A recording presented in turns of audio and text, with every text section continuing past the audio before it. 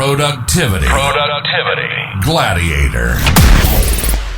I'm Brian Nelson Palmer, and Productivity Gladiator is about life balance and personal productivity.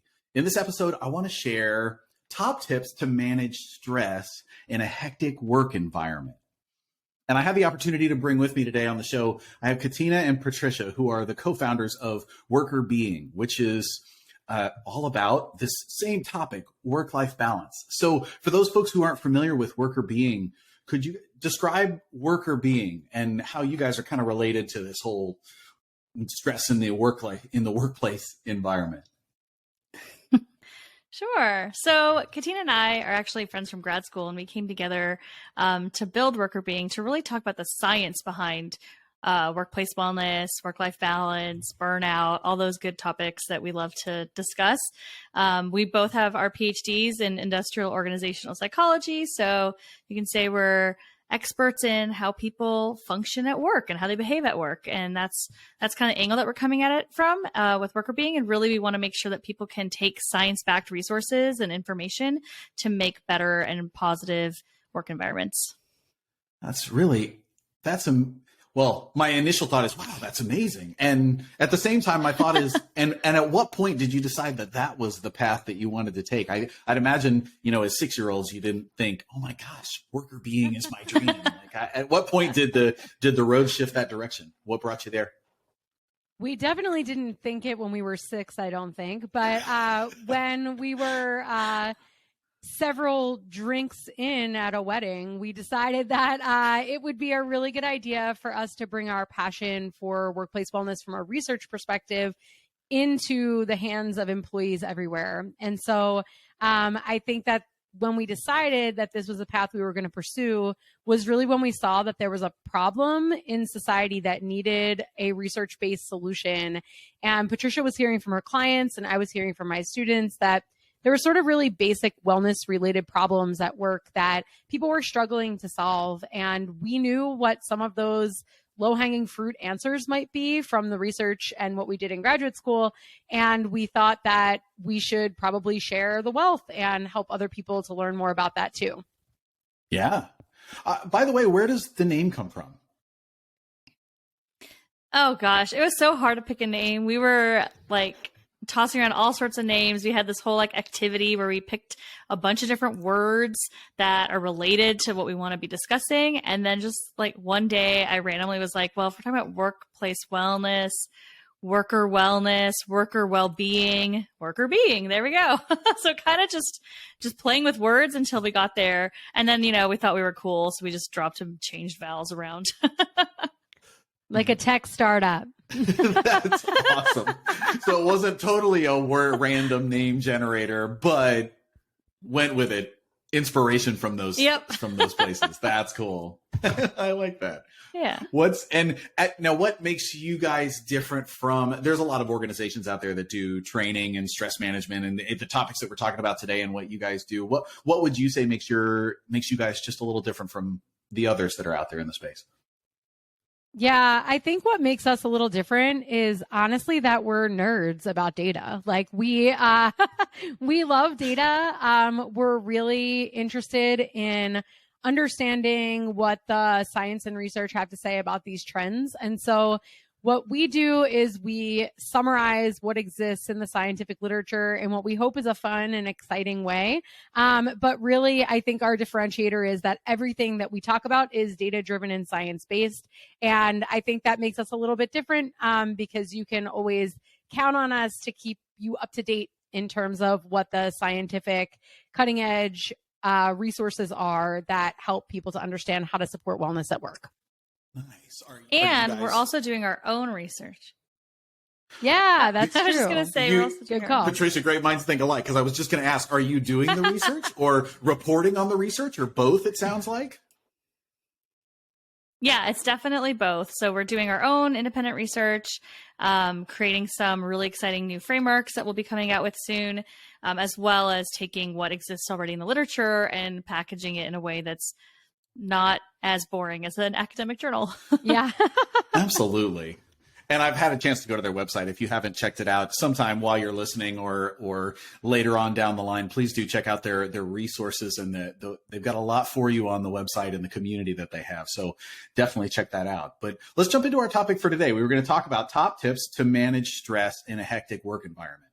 And my little primer for the listeners is all of us on this episode are kind of big personal development nerds and stuff. And so I know when you listen to this stuff, oftentimes the listening that you're doing is, oh, I've heard about that, or I'm familiar with that, or that kind of thing. And so I totally have a little primer challenge for you guys that are listening, which is instead of just asking, did I already know this, or am I doing this well? Well, instead of asking, did I already know this, ask, my question for you is, are you doing this well, or how could I be doing this even better?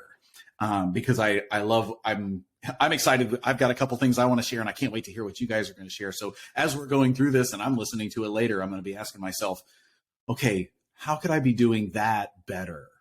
So just a little primer, but let's jump in. There's generally two audiences that I like to talk to in this show. One is the employees that are doing the work, and then the frontline managers, the frontline supervisors, and the middle managers that are over those employees. So let's start with the employees themselves.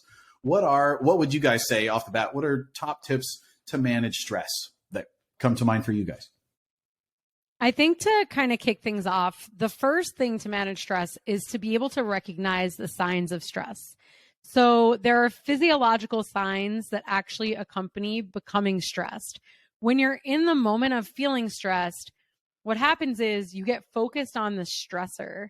The stressor is whatever the thing is in your environment that's causing the stress. So perhaps your boss puts something on your desk that you need to work on, and it needs to get done immediately, and you know that you have other things on your plate, and now this thing is stressing you out. Or maybe you get a phone call finding out some stressful news from home in the middle of the workday that you need to attend to immediately, despite the fact that you have other things on your plate. When you get stressed, you feel a spike in your negative emotions, right? So you become more anxious and you start to think more negatively than positively. And that hones your attention. It serves a pretty functional purpose to hone your attention on the thing that needs your attention, which is the thing that's threatening you and that you want to get out of your way. But the problem with stressors and recognizing these stressors is that it pushes all of the other things that you have in your environment into the periphery. So other people that you might need to be attending to, you might not even notice that they're there. You might not pay attention to the fact that they're there. And so all these things start to sort of fade away, and you get very hyper-focused on the thing that's stressing you out. And so as you start to recognize those signs in yourself that you can think about when you start to feel stressed, and you can almost notice that everything that you used to notice in your environment kind of goes away, and you become hyper aware of one thing, right? Like this email that's in front of you, or this thing that just landed on your desk, or the kid that's crying because they just got injured in the house, right? And you don't notice the other details of what's going on. So when that happens, you go into this fight or flight type mode. Your heart rate might spike, your palms might start to get sweaty, you might start to have racing thoughts. So the first thing really to do in terms of addressing your stress is to start to recognize what your stress signs are, or what actually is a symbol for you that you're starting to experience stress. Because if you can catch yourself earlier in the stress process, you can start to de-escalate sooner. But if you wait until you get to be a 10 on a 1 to 10 scale, it's much harder to bring yourself back to a 1 than if you start recognizing those things at a 3 or a 4. Yeah, catch it before it goes off the charts. That makes a lot of sense. Yeah, Patricia, and I think what about you? so that's kind of in the beginning of the stress cycle. There's also this idea of chronic stress, right? Where you are now dealing with a lot of stressors that are piling up. So I do think I completely agree with Katina that recognizing when you're in a stress cycle, especially an urgent one, and working on coping mechanisms to get you down from that space. But then if you're dealing with chronic stress, which I'm assuming that a lot of you are probably thinking about that. I know on this call, I can tell you that I've got a lot of stressors in my life, not just one thing that's happening, and it's been building over time. Then you need to approach it slightly differently, right? So there's the de-escalation for the stress that's happening in the moment. So thinking about breathing exercises, mindfulness, how to get yourself away, break that cycle, move yourself from the situation if possible, bring in somebody to help you, etc. But then if you're in a chronic stress cycle, thinking about what you can do to recover so that you start to fill your cup back up, because stress is going to deplete your resources. It's going to make you tired. It's going to make you exhausted. When you get to that chronic stress level, what can you do to refill your cup? And there are some key strategies in the research around how to do that. So one thing that is a little counterintuitive that I always like to bring up is this idea of mastery. So if you're dealing with a lot of stress at work, and then you leave work, a lot of people want to just go and veg out on the couch, watch their favorite Netflix show, things like that. And that can be helpful and relaxing too. But what will actually help refill your cup more would be to work on a new project, something different, not in your workspace necessarily, but build mastery and confidence in something else that you're doing. Learn a new skill. Maybe you're really excited about learning how to cook. Take some time and start practicing whatever dish you want to learn to cook. If you want to learn another language, do that some evenings, work on your Spanish skills, what have you. That kind of mastery, building mastery in other areas actually helps you feel better, helps you feel more confident, more competent, and actually can help you reduce stress over time better than pretty much any other technique. So sounds counterintuitive to then add more things to do, but it can be really helpful. It's a way to kind of divert that attention. And that makes sense from the chronic stress perspective. That seems like the good counterbalance, right? That kind of keeps you in check from the chronic perspective. Katina, I want to go back to what you said. When you're in that moment and you're headed up to the 10 and you started at a 1, now you're at a 3 or a 4, you're like, oh gosh, you can see that you're getting that. It's almost like that metaphor of like when you're stressed, it becomes that tunnel vision. Like all of a sudden, all you can see is that one thing that's stressing you or whatever it is. What are tactics to turn that around specifically? I mean, you can't just leave and go take a Spanish lesson. I mean, you could, but like in the moment, then what do you do? Yeah. So the research shows, and actually some independent research that I've conducted on mindfulness as well, shows pretty strongly that mindfulness is a big technique that can help you to take yourself from a 5 to a 1 or a 7 to a 3. And the good news about mindfulness is that you don't have to say like, I'm leaving work to take an hour-long break to do a mindfulness training or whatever the case may be, right? Like you can actually do like 2 minutes of mindfulness and get an impact to get yourself out of the stressful space.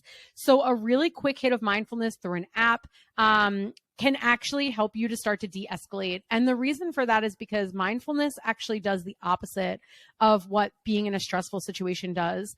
Instead of catapulting you into this tunnel vision space, mindfulness provokes more positive emotions and the ability to take the perspective of others, which actually broadens your scope back out. So you're able to notice those things in your environment that you're drowning out, and you're able to counter those negative stress emotions with more positive emotions. So it might not take you from all the way back to a place where you're like, this is great, this is the best day ever, but at least it helps to combat those rising negative emotions. So in the moment, practicing some mindfulness, having an app ready and loaded with your favorite 2-minute meditation so that when you get into that space, you can take a quick break, de-escalate, and then reapproach your task with a new mindset. Not only does it help you to approach the task in a more sustainable, healthy way, but you're also more likely to get the task done in a more innovative and complete way because you're not so honed in on trying to get rid of this thing. You actually allow yourself to think more broadly about possible solutions as well.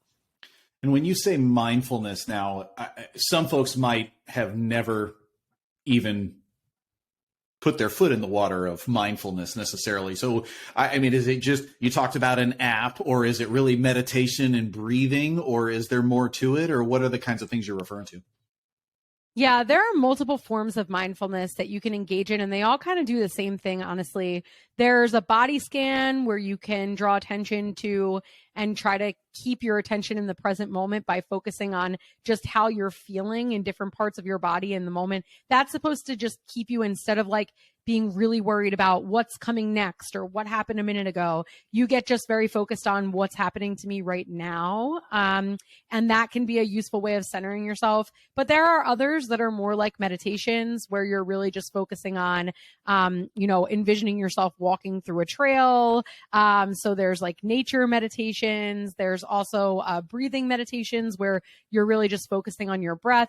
Any of those actually do something quite similar in terms of taking your stress levels down. Got it. Okay. That makes a lot of sense. Actually, it's funny that we're talking about this because this morning I was at work and had one of those really hectic mornings where stuff keeps piling on. And then there was one particular project that I seemed to go off the rails. And then I was really focused on what happened with that. And I found one of the things I wanted to share so I go work out at lunch sometimes. And I'm a certified personal trainer and I teach group fitness classes. And so I have a decent amount of background with this. But one of the things I've noticed is oftentimes in the advice, they say you can leave and go take a walk or, for your well-being, you do something active. And I totally want to yes and that advice. Yes, you should totally go do something active and go walk or go pedal a bike or go take a trip around the neighborhood or something like that to leave where you're at, because a lot of what you're focused on is going to be right where you are. So moving yourself will do that. And my yes, do that. And if it's possible, I don't know how your lunch breaks work, but one of the things for me that was really helpful today is getting all the way up to a max heart rate, or where you're breathing so heavily when you're exercising that you can't speak a full sentence all together in one breath because you're breathing that heavily. I'm imagining that moment from like the Rocky movies or something. You've seen those where you got Rocky and he's running down and he's so frustrated. He's going to do it. Oh my God, I'm training. And then he hits the end. He's like, and he can't breathe and the heart rate's maxed out or whatever. And that moment is one of those magical times to let the stressor go. So for me today, even when I started the workout, it was about, I was still thinking about the project or whatever. And it was when in the workout that we got to that peak moment where I had nothing left. We were absolute max, even if it's just a sprint at the end of your walk where you're breathless or something like that. That's my yes and thing for it's so helpful with the stress to like let it go. That was really helpful. So I wanted to make sure that I shared that one too. Any other ideas on like these topics for top things? I mean, you got a lot going on. What else comes to mind for you guys? Well, I think to piggyback on all the mindfulness piece in the moment, when you go back to the chronic stress, it's also helpful there, right? If you're practicing continuously mindfulness, the activity that you mentioned, right? Some sort of physical activity, whatever that looks like for you.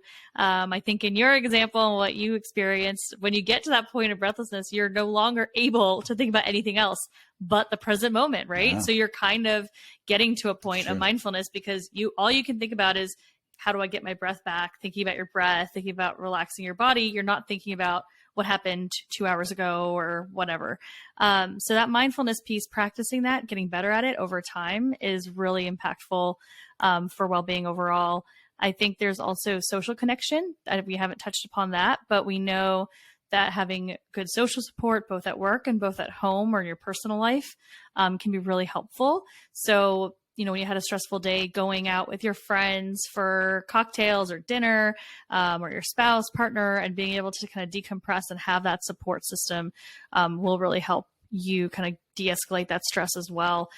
So being able to find time, I know that the buzzword of self-care kind of comes with some problematic issues of like retail culture, right? And things like that. But when we talk about self-care, it's really about taking time to do things that are going to make you feel better and refill your cup so that you can start the next day feeling better, feeling replenished. And so if that means practicing mindfulness, doing some physical activity, hanging out with your friends, learning a new skill or practicing some sort of hobby that you like, all of those things are really going to help bring back some resources so you can start on a better foot the next day. I just had a mind blown moment as you were talking there, Patricia, because it was just, you talked about that's where you can't think about anything else. All you're thinking about is that. And it really it kind of struck home to me that, oh, that's in the workouts, or you talked about learning Spanish or doing something, that another project or something. And the one thing that all of those have in common is, what are these things you can do where you don't forget about, but you basically forget about whatever the stressor is, to give you a break from that stress and that helps de-escalate it a little bit. And so my light bulb moment was, holy smokes. Yeah. Cause that friends can do that when you're hanging out with friends, or the fitness, or the learning a new project, or something where you can completely immerse your brain in it. So what's interesting is, what doesn't do that, for me at least, is watching a TV show, or even listening to music that I love. I'm such a music person, but man, even the music, it doesn't take away the thoughts in my head of whatever it is that's stressing me. So it's finding those things that truly let your brain let it go completely. You can always come back to it. It's not like it's going away, but going away completely from that thought and focusing entirely on something else, friends, laughter, something like that. If you're going to watch TV to de-stress, it had better be something pretty freaking awesome, or something that will really suck you in so that you can truly let go. Because if it's only a 50-50, half TV, half thinking about the stressor, you don't get those benefits. And maybe if that's completely wrong, tell me now, but that's just the funny, oh yeah, light bulb moment that I just had. No, I think that's right. And I also think, to your point, there's one more thing that really helps with that, which is disconnecting. So imagine you're with your friends, you're socializing, or you finish that last sprint of your run, or you get to a place where you're really feeling mindful, and then your phone goes off and it's a work email and it's related to the project you were working on. And then all of a sudden you get sucked right back to where you were. And so part of what's also helpful for managing stress is putting boundaries around the time periods within which you're more likely to be exposed to stressors. So if work is a source of stressors for you, you don't want to be exposing yourself to those stressors right up to the minute that you're going to bed, because then you're in that zone of being amped and focused on negative things and ruminating and thinking about what's going on during your day, right as you're about to lay down for bed, right? And that keeps you up longer. Yeah. Or you may just bring yourself right back to a 7 on the stress level when you just lowered yourself down to a 1. And so the benefits are short-lived if you're just continuing to re-expose yourself to those stressors over and over again. So disconnecting is a really big thing that we talk about, and it's really hard to do because we're always on in society today, and work expects us to be on for many hours of the day, more than used to be true 10, 15 years ago. And so I think that something that we talk about doing from a time perspective is giving yourself back some time by converting either dead time that you would spend on a device that can make those stressors interruptive. So if you're scrolling social media, that's not really something the research shows actually helps you to decrease your stress. It's also a time where you might be more likely to be interrupted by an email that could cause you stress. So instead of scrolling social media and being on your phone and being in this always available space, put it down and go do something else and don't look at it for a while. That's a way of converting some dead time into time where you actually can use it to engage in some of the techniques that we're discussing. And you're also eliminating or making it less likely that the stressor that's introducing itself is going to just intrude on your time. That makes a lot of sense. I'm suddenly drawn back to the conversation we were having earlier about disconnecting. Full thought here that I'm having is, one of the things I talk about in Productivity Gladiator often is the ability to let things go or disconnect, like you said. And one of the things that just popped into my head as you were talking was, when we talk about the ability to, oftentimes when you're laying in bed at night, or there's something that's up here and you kind of have to get it out. And some people talk about journaling, or you doing your pages and those kinds of things. If that's the habits you have, those are great. But especially keeping maybe if it's your phone or a notepad or something next to you at night when you're laying in bed, and you have those thoughts, if you write them down, it's almost like giving your brain permission to let it go, because it's not forgotten. It's not like you come up with that really brilliant idea right before bed, and then your brain just thinks, oh my God, I can't forget this. I need this tomorrow. I need this tomorrow. I need this tomorrow. And then you can't sleep, and then that kind of thing. So having it a place where you can write that idea down, and that way you can let it go, which allows you to kind of let it go and almost fall to sleep or that kind of thing. And that's, as you were describing that, I was thinking, oh yeah, that's exactly what you're saying, is exactly where feeding that, writing it down, having something to copy, get those thoughts out of your head so that you don't have to worry about remembering them. That allows it to kind of smooth out a little bit. So I want to shift gears just a little bit. And now let's talk about frontline supervisors and middle managers and somebody in management now. And from obviously managers and everyone in that category, all of the stuff we just talked about applies to you personally, right? So this is all still true. You face the same things plus some, because not only do you have your own workload and stuff, but you've got a staff and their team and all of that. So that's a whole nother level. So there's certainly stress and hectic work environment for them. My framing for this is, okay, now you're the supervisor and you have the staff. I wanted to ask you guys about, okay, what's the advice to supervisors for how you can support or be supportive for your staff and helping with this whole stressful, hectic work environment? I love talking about what managers and leaders can do because it's so important. And employees can only do so much, right? They don't have control over the amount of work that they're getting pushed down on them, or the environment that they're in. And so, giving stress techniques to employees is great for them to be able to handle that in the moment, but long term, it's, the environment isn't good. You need to get out, really, what it comes down to it, right? If your environment's really bad and stressful. So leaders are the ones, the managers, the supervisors, they're the ones that can have the biggest impact to make it so that people are all in a place that they can thrive and do well.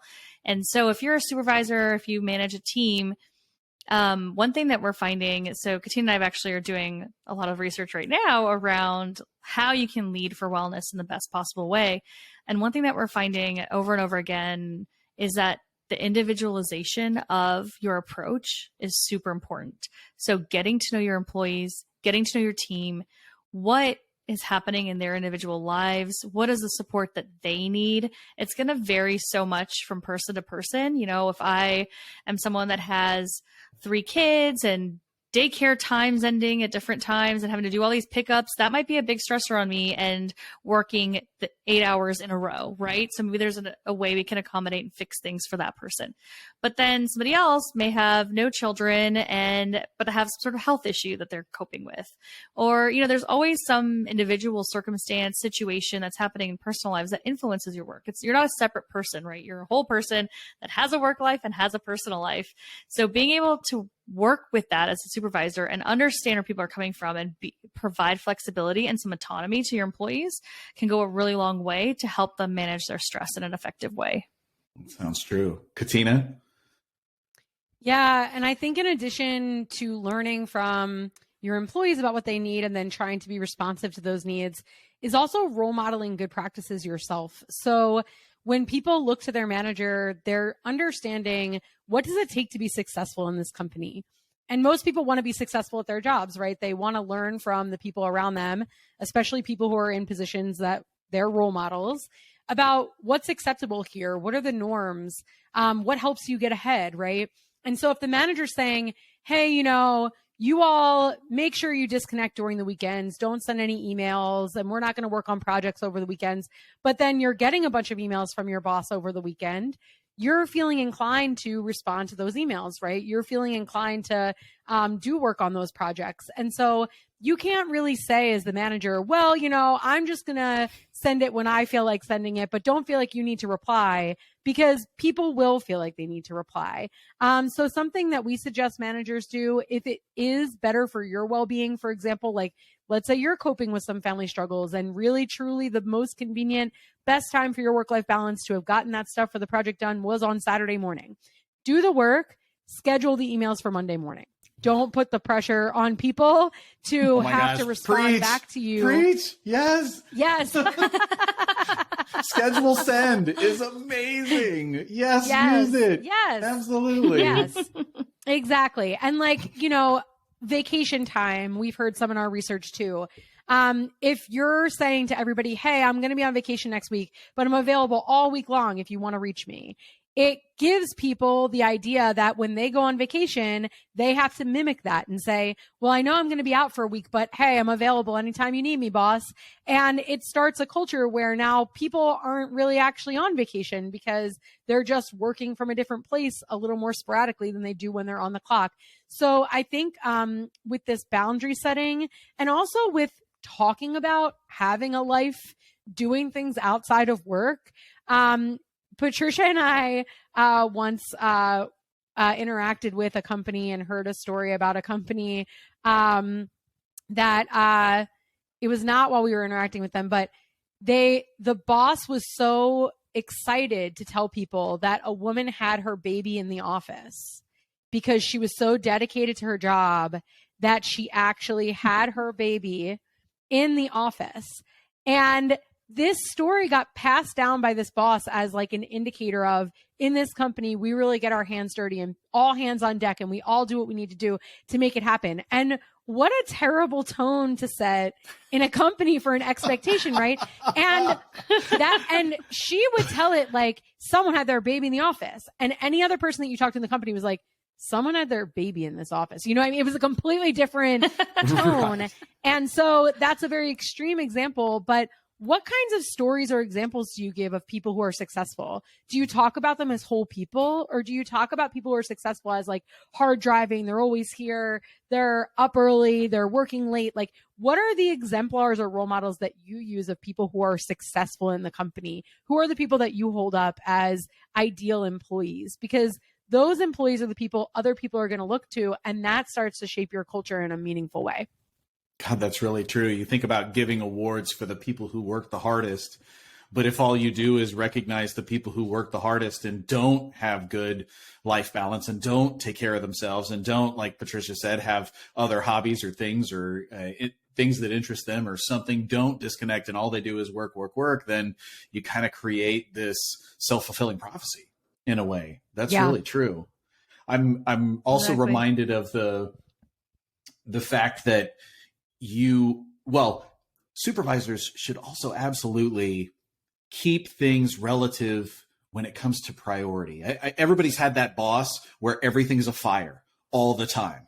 Like the next thing, whatever I'm telling you right now, it's like last in, first out, or first in, last out, or the kind of instructions where whatever you say, if the kind of environment you've created as a supervisor is where whatever I tell you right now should become the first thing that you do, then you've created a stressful environment because inevitably there's 10 other things on that list. And if all you do is add to the top in the urgent department, that's tough. So if there's a relative thing where, and granted, some people aren't close enough to all of their employees where they're able to really get into the workload and know where this should fit or that kind of thing. But to talk about something in terms of the amount of time or the runway that comes with this thing and the expectation of how important it is really helpful context for people to keep the stress level down because they have that context of, okay, how does this fit into, I've got a list of 10 things already. All right, boss, here's number 11. Where does that fit in the scheme of this thing? And that's super helpful to, ooh, good ideas so far. What else you got swimming around up there? You guys are full of all these good ideas. I like it.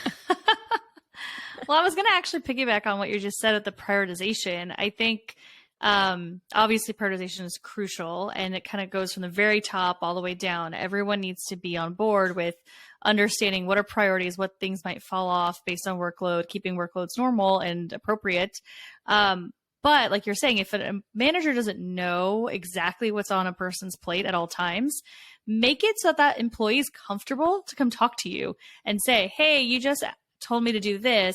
I have these 6 other things. Where would you put it? So then make it collaborative, that the employee feels like they can have that conversation and understand that it's not like a bad thing to ask what can drop off based on workload. And, allow your employees to come to you and say that, you don't think you can do all of these things. So let's be creative. Let's figure it out and practice that yourself, right? As the leader, come to your employees, say, I've got these 5 things on my plate and I need support with X because I don't think I can do them all myself, right? So if you're practicing that, going back to Katina's role modeling, they'll hopefully start talking to you as well.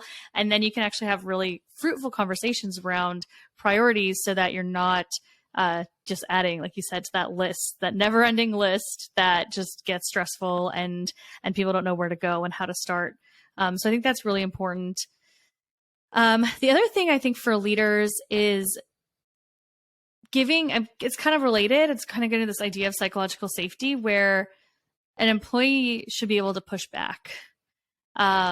This, I don't see why this is important. Can you give me more context? I don't, I think the thing I'm working on now is going to impact the company XYZ reasons. And, when it comes to priorities, but also really with anything when it comes to work and the way that you're working. So being able to have those really honest and safe conversations is really important for employees to feel like they can come and ask for time off for a family situation or shifting of schedules or what have you. So building psychological safety as a supervisor in your team is really important. And the way to start is to be vulnerable yourself.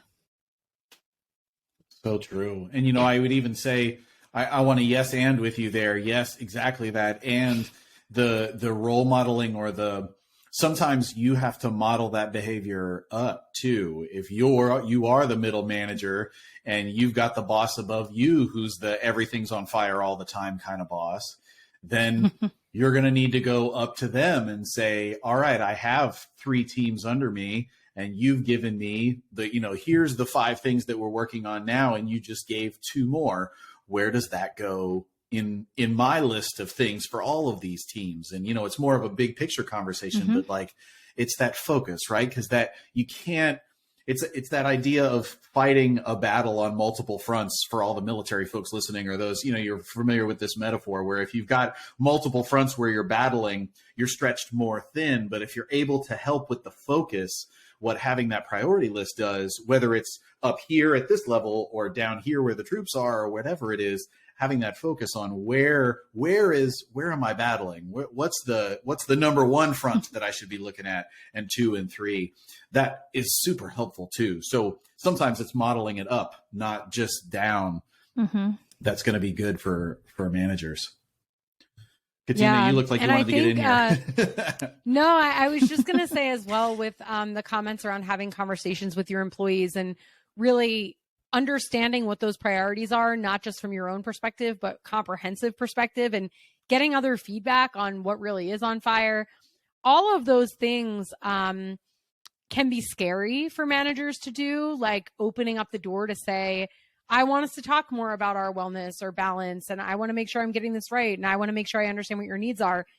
A lot of times people will say to us, like, if I ask the question, what if the answer is scary? Like, what if people are having lots of problems and I'm not doing a good job of this? And I think the answer to that is, like, you're living with the impact of whatever the answer to that question is anyway. So hearing the answer is the first step to actually addressing and gaining some control over that impact. But not knowing the answer doesn't mean you're not experiencing the problem. You're always experiencing the problem. Knowing the answer helps you to understand how to fix it. And especially if you're saying, I don't know if I'm going to like the answer to that question, then you probably already know the answer, right? You know you're not going to like it, and you don't want to ask it because that seems scarier. But that's especially when you need to start having these conversations, because the impact is there whether you understand why or not. And so let me ask for the managers on there that are, one of the reasons you wouldn't want to ask that question because you don't want to know the answer is because you've got a problem employee that you're actually thinking you're going to need to part ways with. And so I could see there being some fear where you start having these conversations about, I'm really, are you stressed, or you're looking at that. And all of a sudden, because they're telling you these things, that becomes fodder for the lawsuit and the HR action where you weren't being a good boss and now you can't fire them or something like that. So I know I'm kind of putting you on the spot with that, but can you speak to that as far as what if they're telling you these things, but you need to take a personnel action or you're considering that? How does that play in? Can you talk about that? I think it depends a bit as to why you're taking this personnel action. Is it because they're not performing and they're not meeting deadlines, things like that? Or is there like some glaring, like they stole from the company issue, right? Obviously with that, right, there's no real reason to open the door and have those conversations. Yeah. But if you're dealing with an employee that's not performing, that's maybe struggling in some ways, and you open up those conversations, you actually may find out that that employee has problems you can solve, and then you don't have to go through the process of parting ways with that employee. Or maybe you'll learn that there's a different role that's a better fit, because now they're starting to open up to you, telling you why they're struggling. Maybe they don't have the skill set that they thought they did. And if they feel comfortable and are able to trust you, then you can make that work. And you can have even honest, conversations around. I've seen good leaders have conversations with people that are not good fits for roles or companies, and they talk about it openly, and they give people the space to select themselves out. And that's a much better result for everyone involved, right? Because as soon as you have to let someone go due to performance issues, then there's all sorts of rumor mills that start up within your teams, because you can't say what this happened. And so that creates some instability and some lack of trust that's going on with the team that does remain. So it's actually better to try to cope with it in an honest, transparent way, and help either that person improve and find their path in the company, or help them figure out how to get out in a successful, safe environment. That's going to help the whole team overall.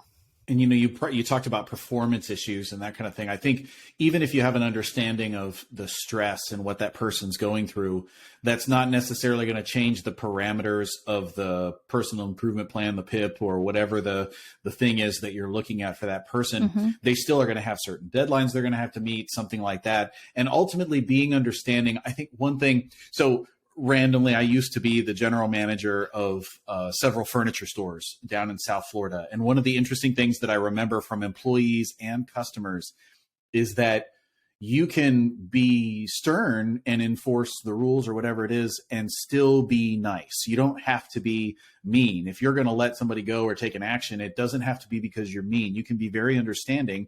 And the only thing is you just have to stand your ground that this is the right decision. And here are all the reasons why I'm making that decision. And even if you found out some more information that helped you to help them, or however it made the conversation even more meaningful to them, but that doesn't change the action that you're going to take. And if they're going to be mad at you, they're going to be mad at you no matter whether you were nice and understanding about the stress or you weren't.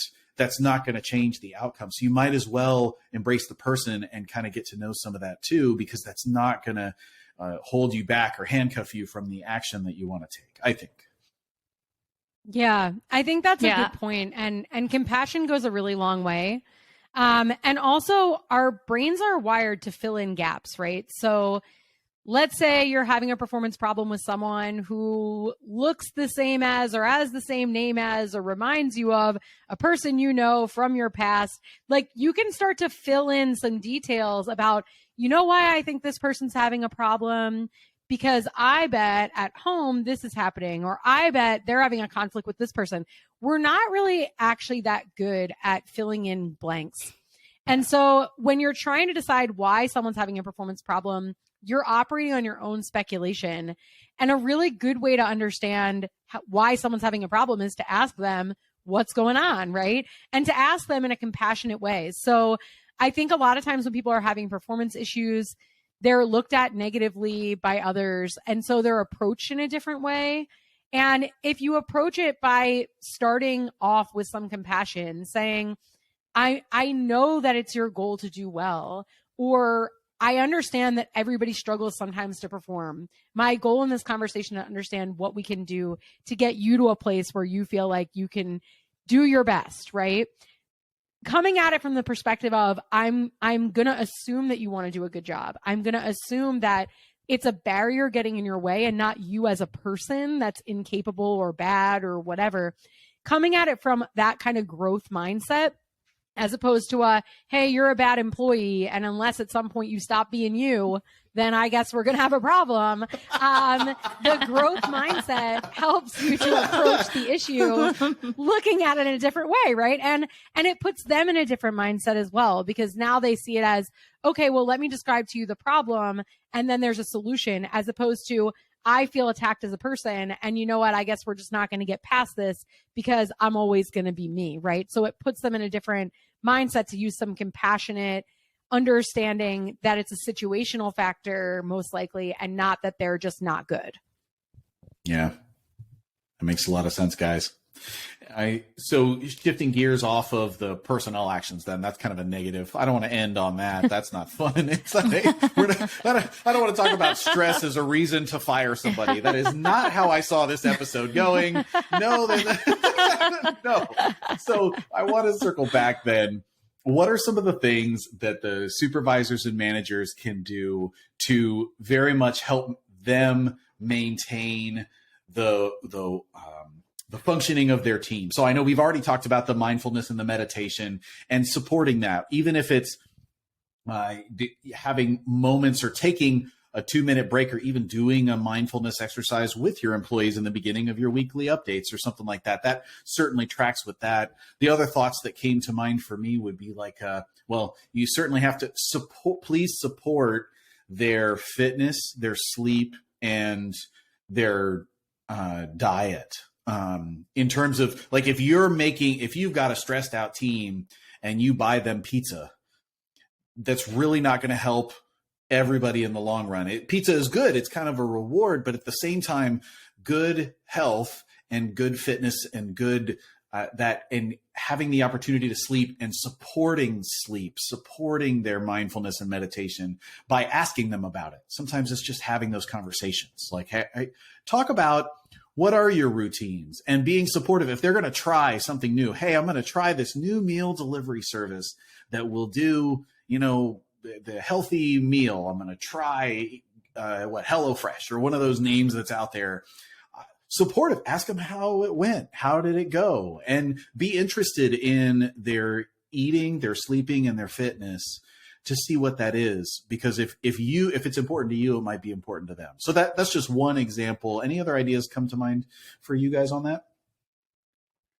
Well, you actually touched on something that is found in the literature. Like there's a study that we've talked about on our podcast at one point around sleep, and when leaders ask employees about how they slept the night before or what sleep issues they're having, then employees started focusing on that behavior. Like, oh, I should probably pay attention to my sleep. So it's not really like it's not about you telling them what specific type of healthy behaviors they should have, because obviously each person is unique, their own health circumstances, what have you. But to your point, like supporting them, if, asking them about their sleep, asking them how they're feeling, if they're sharing information around their fitness routine or what have you, and they're telling you these things, supporting them, showing signs of support, asking them about it, giving them the space to do those things, I think is really important. Because if you, like you're saying, if that person values it and then you're showing that you also value it, then they're going to continue to think that behavior is important. Yeah. And I think it goes back to that blanket solution piece. If you know people, then you understand what's important to them. You can help resonate with that. And you can also make sure that you're helping create a circumstance where it's likely that they'll get that done. So if they say to you, look, my favorite thing in the world is to go to a dance class that takes place every Wednesday from 6 to 7, and you know that about your team member, then don't ever schedule a call unless the world is on fire, right? From 6 to 7 on Wednesday, because you know that that's the time period that the employee really wants to hold sacred. So if you see your employees holding stuff on their calendars, don't move it or block over it.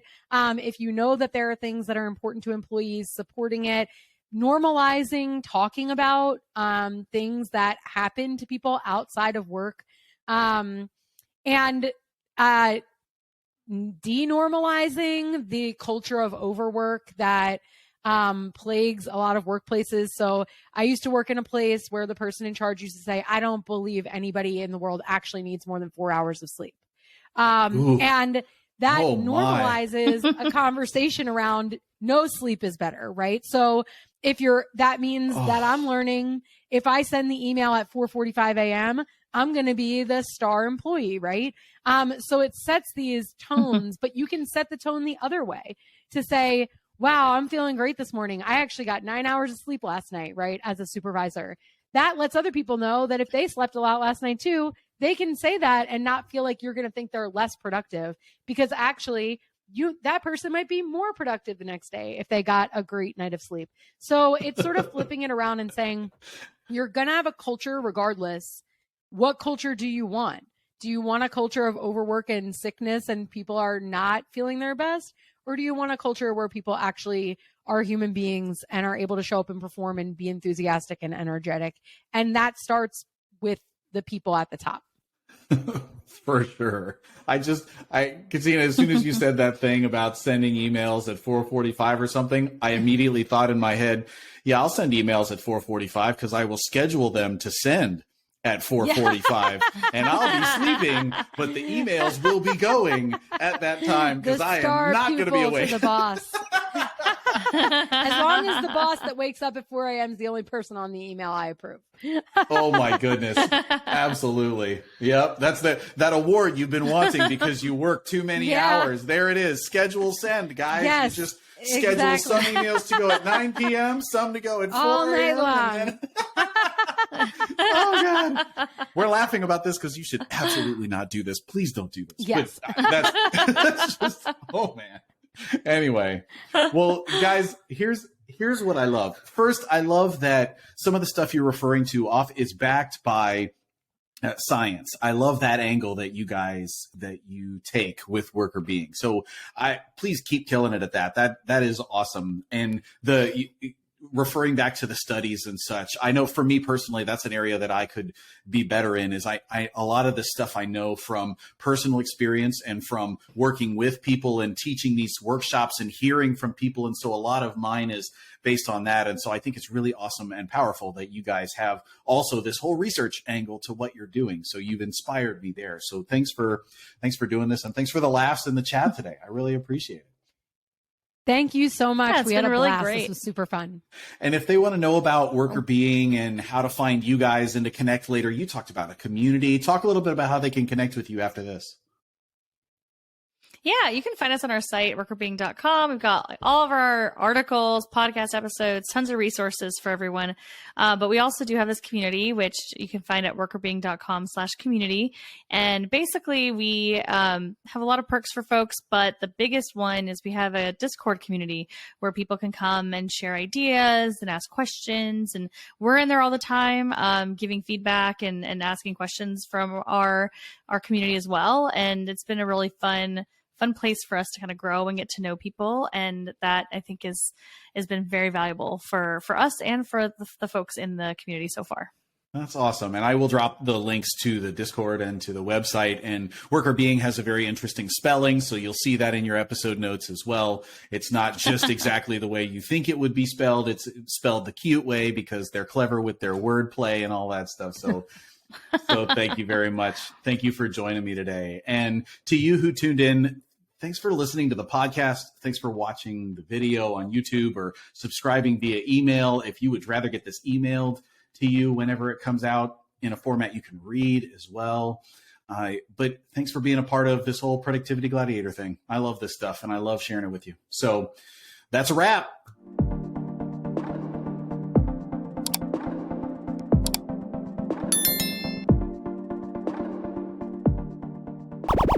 Productivity Gladiator.